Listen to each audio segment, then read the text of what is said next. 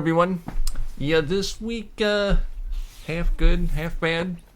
This was what I started out with by D.L. Young, Cyberpunk City, the Machine Killer. And in a previous video I said, hey, there's some cliche stuff in Cyberpunk that can be really fun to read. And it was not in this one. Too much just on the nose. Here we have the hacker, the corporate guy is going to hire him to do some hacking. Then there's an action girl, and she's didn't seem that compelling. Then they meet up with like this. I'm the guy who gets things, and this kid that he's with that he likes to slap around. And then in the middle of this scene, she walks up and tries to hand the kid a gun, and it's like, oh, wait a minute. It's just this convoluted mess of some kind of heist thing going on. And if I can give it anything, it did describe the city, which is actually New York, but it never calls it New York.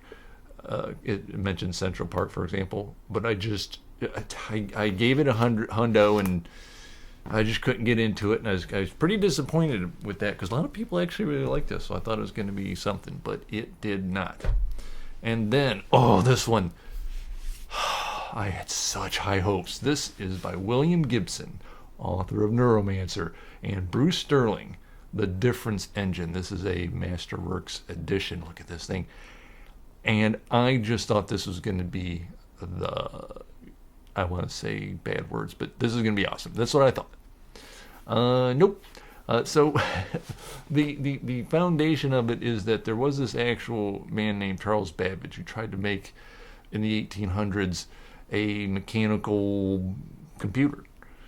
I think he was funded for a while by the government, and he just never produced one, and then his interest changed, and I think they cut off his funding or whatever, but he never actually succeeded. Well, this assumes that he succeeded, and then Great Britain uses it to dominate the world with their new computer process. So it's, large computer things, and you take cards and you slot them in, and it collaborates the data and whatnot. And there's a MacGuffin in this, that there's a particular box of cards that everybody seems to be after.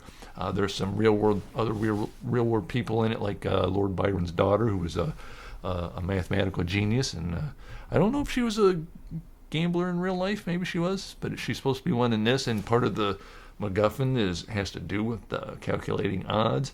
Supposedly there's some Indiana Jones type character somewhere in this, and I never did get to that part because I got really bored with this really, really fast.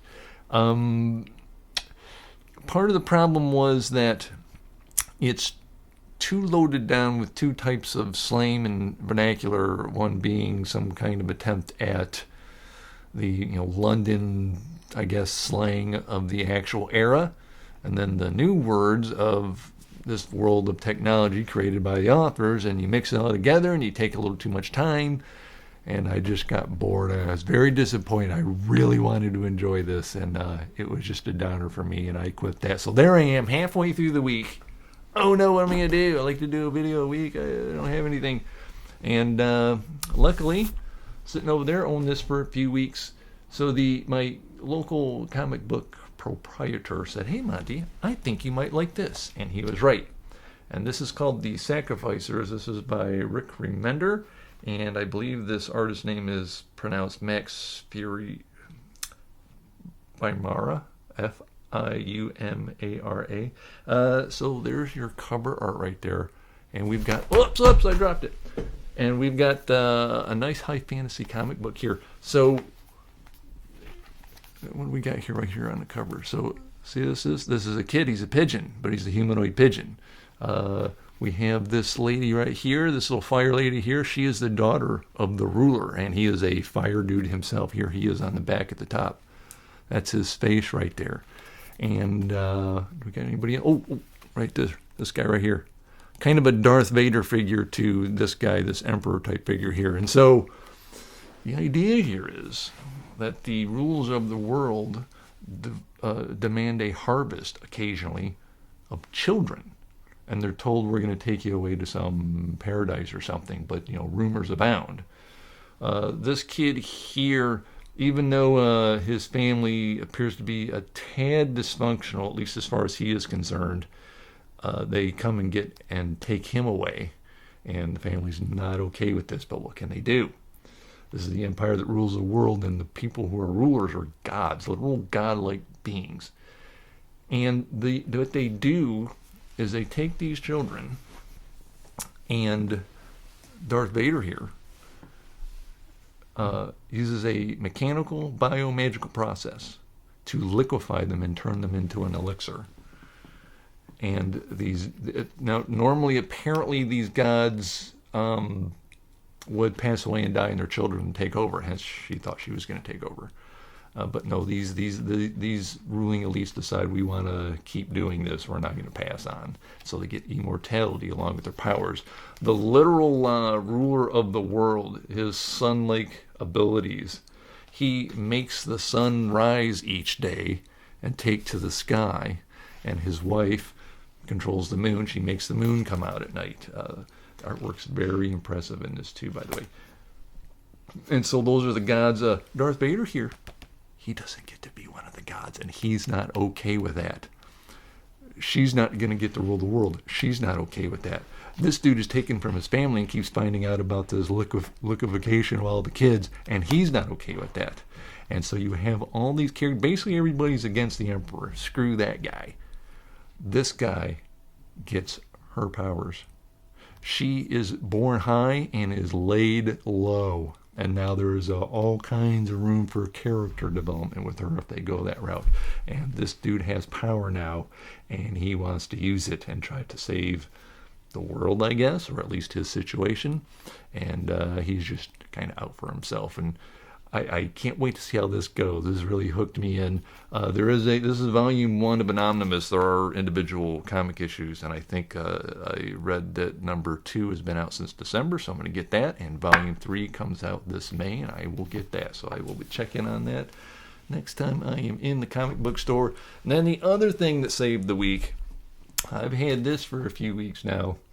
This is a bit of a chunker. The Will of the Many, Hierarchy, Book 1 by James. I'm going with Islington. And there is the cover there. This is a massive city with this large floating vessel. So this is a high fantasy book. The Will of the Many literally means that's their magic system.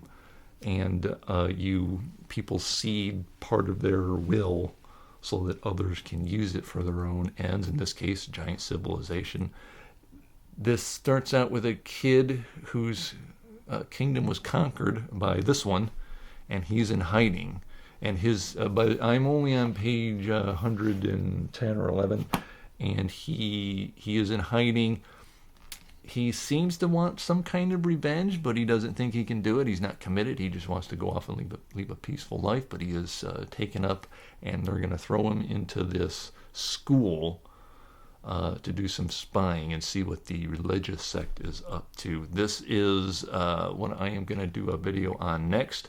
This reads like a slow burn, but so far I have not detected any kind of true slog. There are a lot of different scenes in these first 100 pages, and I have enjoyed every single scene. This is good character building and world building, the whole thing. So I'm all up in this.